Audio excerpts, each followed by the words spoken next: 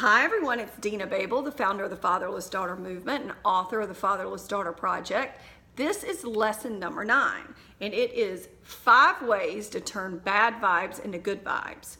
So I took a little hiatus, I took some me time, and I wanted to introduce you to something. Bob. I got a bob. Yes, it's like an inverted bob. And I turned my hair ultra blonde, like insanity blonde. I was in the salon for like 6 hours. It was crazy. And my hairdresser I've had for 20 years, we were getting on each other's nerves. But it turned out cute. And my husband said I look 5 years younger, so I will take it. But I was thinking about when we get to these points in our life, I just turned 47 years old, August 6th. And I was thinking about, am I where I want to be? How much is the old trauma from being fatherless playing even into my world today?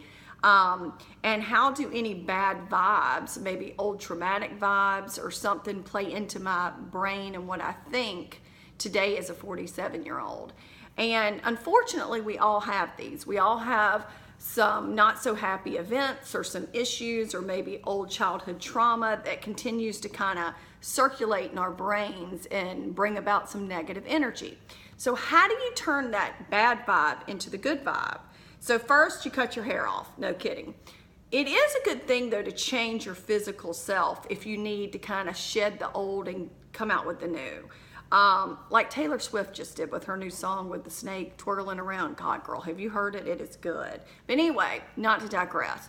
Sometimes you have to change your outward appearance to kind of match how you feel inside. So for me, I wanted to cut off about 5 inches of my hair, turn it blonde, and be electric, and so that's what I did. So for you, if you're having a bad vibe or there's something going on in a partnership, a relationship, your physical self, your body, the way you think you look, the way you want to look, the love you want to find that you're not getting, whatever is circulating up there in our little brain and telling us that we can't do something, we have to get rid of. So there's a couple of ways to do it. I'm going to give you 5 highlights, but one thing I would caveat is don't ever think that sage is not your friend, people. Sage comes in a little bundle. You can get it from Whole Foods or at one of your stores that have maybe essential oils, or where you go get your palm read. Shh, don't tell anybody, any of that. But you can light the sage. And if you want to get rid of a bad experience, so maybe you broke up with a boyfriend and you want to sage your bedroom, or maybe you want to sage yourself after getting some bad energy from someone, or feeling like you're just maybe not as content as you want to be, or you feel off balance. So you just light it up. There's a little smoke that comes from it. You put it down your person. I hate when people say that, down your person. Open windows, and you get rid of the negative thoughts and let it out the window and replace it with positive ones. And it really does work. Essential oils work. I use Epsom salt every single day. When I take a bath, it just kind of replenishes your energy and gets you straight. So there's all kinds of things you can do outwardly to take care of the energy, but inwardly, what are you saying to yourself? We all wake up, or at some point during the day, there's a loop that plays in our head that we might not be very proud of. Even if you have the most outward confidence, you may be saying something to yourself that's not real pretty.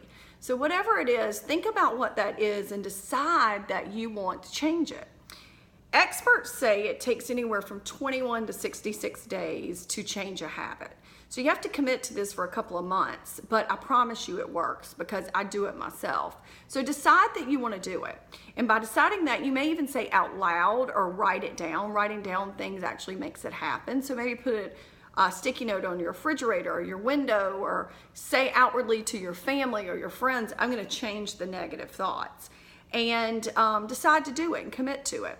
The second thing is to practice. Practice, practice, practice. That's what makes things come into fruition, and that's what makes us take out the old and bring in the new.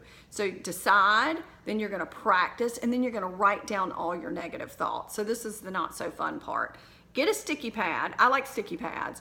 Get some markers, maybe some colors that you like, and throughout the day or during that point in your life when the negative things happen, if it's when you're trying on clothes, if it's after you talk to a certain someone, if it is attributed to your job, to your performance, to your relationship, whatever it is, or maybe it's just a cycle that goes on in your own head about you and your goals and maybe what you think you should be doing with your life. Write those down on a sticky note. So write down, like for an example, I'm never going to find the love of my life. You might be saying that internally and saying, I'm not worth it, I'm damaged goods. This is an example. If that's something that you say, or maybe you get on a scale and you say, I'm not the weight I think I should be, I'm not my high school skinny, I should be this weight. Write it down, because you may be internalizing, I don't look good, I'm not presentable, I'm not lovable. All of it goes back to worth. Really, any negative things that we say goes back to self-worth or self-love. So write those down, and then spend the whole day, 24 hours, with that sticky pad and write down every single time you say something you should not say to yourself. It is eye-opening, I promise. So write it down, and then the next day I want you to get those sticky pads out, and I want you to get a red pen, because red means power, right, people? And draw a line through it, and then change it with a positive affirmation. So if it's I'm not lovable, maybe it is I haven't found the right person out there yet, but I will, I'm worth it, and I'm excited to meet him. So maybe you write that sentence down and you put it right over the old sticky note where the bad vibe was, and you replace it with a good vibe. So you've replaced that. So you've written it down, you've practiced it, you've replaced it, and now you got to practice some more. So every time that thought comes into your head, I'm not lovable, I'm never going to find the love of my life, you say internally or out loud, I will, I can't wait to meet him, I'm excited, I just haven't met him yet. Or whatever positive thing that makes you get the warm and fuzzies. And the last thing is, don't give up.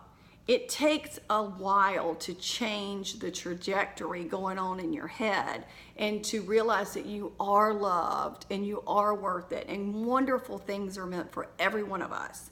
And the universe is just waiting for our energy. So whatever it is that you truly desire, I mean, obviously we all want a Porsche and we want to be billionaires and we want all this stuff, but what inside do you truly cherish?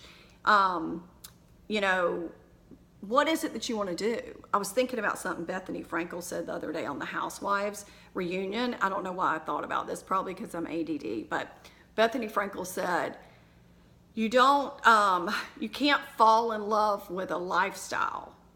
You fall in love with a life. And so that's really interesting. You might want all these peripheral things out there in the universe, money and fame and all that stuff, but what do you really want in your everyday life?